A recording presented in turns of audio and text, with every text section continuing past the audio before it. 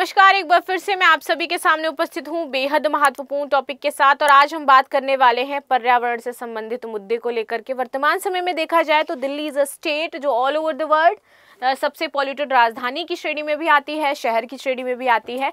But एक चौंकाने वाली रिपोर्ट हमारे सामने ये आई है कि भाई जो सरकार, केंद्र सरकार जो पैसा देती है पर्यावरण के संरक्षण के लिए, प्रदूषण को समाप्त करने के लिए, जो निधि फंड होता है, उसका 1% से भी कम हिस्सा इस पर्यावरण की समस्या को समाप्त करने में लगाया गया है। यानी कि पैसा यूज ही नहीं किया गया, इस पे जो वर्क करना चाहिए था वो किया ही नहीं गया। इसके पीछे कारण ये बताया जा रहा है कि हमें बहुत सारे मंत्रालयों से क्या लेना था, पहले परमिशन लेना था, और परमिशन लेने में ये मुद्दा हमारा अटक गया और इस पर हम काम नहीं कर पाए। ये हमारे लिए वाकई बहुत शर्मिंदगी की बात है कि हमारे पास इतना 800 करोड़ के आसपास जो रुपए था वो पर्यावरण की स्वच्छता के लिए लाया गया था कि हम उसको स्वच्छ करेंगे, सारी चीजें मेंटेन की जाएंगी।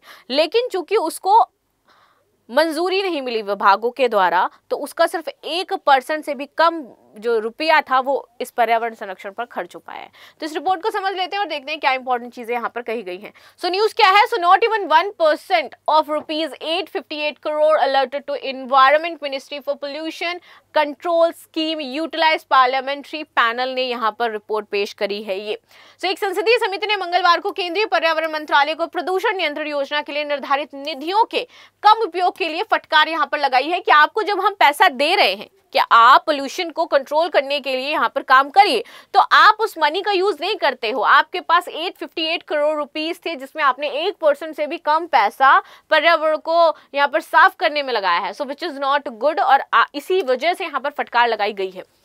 निधि का 1% से भी कम पैसा खर्च हुआ है। संसद में पेश रिपोर्ट में कहा गया कि वित्त वर्ष 2024-25 में प्रदूषण नियंत्रण योजना के लिए मंत्रालय में आवंटित 858 करोड़ रुपए में से केवल 7.22 करोड़ रुपए जो है वो लगाया गया है, और ये अनुमानित 1% से भी कम हो जाता है।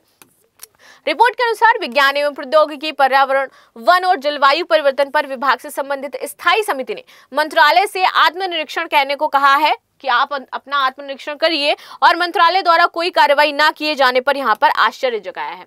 संसदीय रिपोर्ट जो है वो क्या कहती है, समिति की रिपोर्ट देखिए। संसदीय समिति ने अपनी रिपोर्ट में कहा कि समिति ये जानकर हैरान है कि पर्यावरण नियंत्रण के लिए आवंटित 858 करोड़ रुपए की राशि जो मंत्रालय के वार्षिक संशोधित अनुमान आवंटन का 27.44% हो जाती है, अप्रयुक्त है, क्योंकि प्रदूषण नियंत्रण योजना को 2025-26 तक जारी रखने की मंजूरी वित्तीय वर्ष के अंत में प्रतीक्षित है। मंत्रालय के अधिकारियों ने कहा कि प्रदूषण नियंत्रण योजना को जारी रखने के लिए मंजूरी मिलने की प्रतीक्षा के कारण हम धनराशि का उपयोग नहीं कर पाए, क्योंकि हमें अलग अलग मिनिस्ट्री से यहाँ पर पैसे को यूज करने या किसी प्रोजेक्ट में यूज करने की यहाँ पर मंजूरी नहीं मिली थी। उन्होंने कहा कि पिछले 2 वित्तीय वर्षों में योजना के लिए आवंटित पूरा बजट इस्तेमाल किया गया है, इस बार ऐसा हुआ कि हम बजट को यूज नहीं कर पाए। समिति कहा कि ऐसे समय जो मंत्रालय को वायु गुणवत्ता में गिरावट की गंभीर और महत्वपूर्ण चुनौती से निपटने की आवश्यकता है, मंत्रालय संबंधित योजनाओं को जारी रखने का निर्णय नहीं ले पाया, जिसके परिणाम स्वरूप योजना के लिए आवंटित धनराशि का 1% अब तक उपयोग नहीं किया गया। 1% भी पूरी तरीके से अब तक उपयोग नहीं किया गया। इसीलिए समिति ने सिफारिश की है कि मंत्रालय को आत्मनिरीक्षण करने की आवश्यकता है और उनके कारणों को गंभीरता से समझने की आवश्यकता है। स्वास्थ्य एवं कल्याण के लिए इतने गंभीर परिणाम। भाजपा सांसद है भुवनेश्वर कालिता, इनकी अध्यक्षता वाली ये समिति थी, और इन्होंने कहा कि प्रदूषण चाहे वायु हो, चाहे जल हो, चाहे ध्वनि हो, पिछले कुछ वर्षों में स्वीकार्य सीमा से अधिक हो गया है। ये बहुत ज्यादा है, और ये जो जनमानस है उसमें गंभीर परिणाम लेकर के आएगा, हमारे लिए बहुत ज्यादा चिंता का विषय है। वायु प्रदूषण विशेष रूप से बहुत बड़ा हो गया और ये एक राष्ट्रीय मुद्दा बन गया। Even it's not a national issue, now it's an international issue, because हम इंडेक्स में टॉप कर रहे हैं।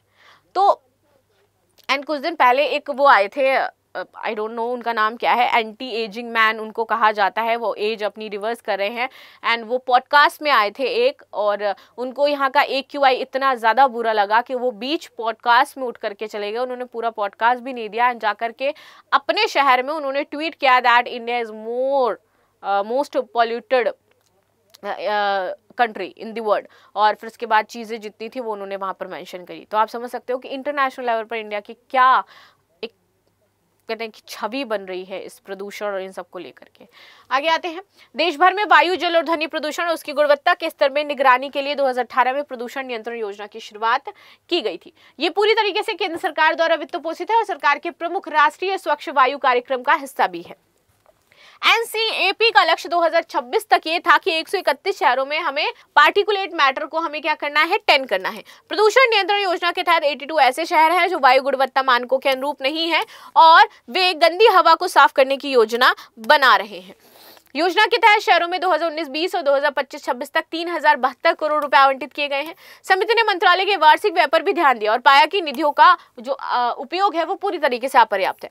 पर्यावरण मंत्रालय ने 31 जनवरी तक केवल 54% यानी कि 1712.48 करोड़ रुपए ही खर्च किए थे। हालांकि मंत्रालय के सचिव समिति ने बताया कि 69% का इसका उपयोग किया जा चुका है। तो ये आपस में वाद विवाद कर रहे हैं, लेकिन पर्यावरण पर इन्होंने ध्यान नहीं दिया और ना ही पैसा इसमें लगाया। और कुछ दिन पहले एक भ्रष्टाचार रिपोर्ट आई थी जिसमें कहा गया था कि इंडिया में सबसे ज्यादा जो भ्रष्टाचार होता है वो पर्यावरण के नाम पर भी होता है, पर भी नहीं होता, पर ही होता है स्पेशली सबसे ज्यादा, कि यहाँ पेड़ लगाने हैं, इस पे काम करना है, वायु गुणवत्ता इंडेक्स, तो वो पैसा उतना लगता ही नहीं है। और आज ये रिपोर्ट ने भी पेश कर दिया, भाई 1% से भी कम हमने उपयोग किया है, बाकी पैसा आपका कहाँ गया, तो रखा हुआ है, लेकिन फिर भी आपने कहीं ना कहीं धांधली जरूर करी होगी। बाकी आपकी क्या राय है जरूर बताइएगा। मिलते हैं नेक्स्ट क्लास में, तब तक के लिए धन्यवाद। लाइक शेयर सब्सक्राइब करना बिल्कुल भी ना भूलें and thank you so much.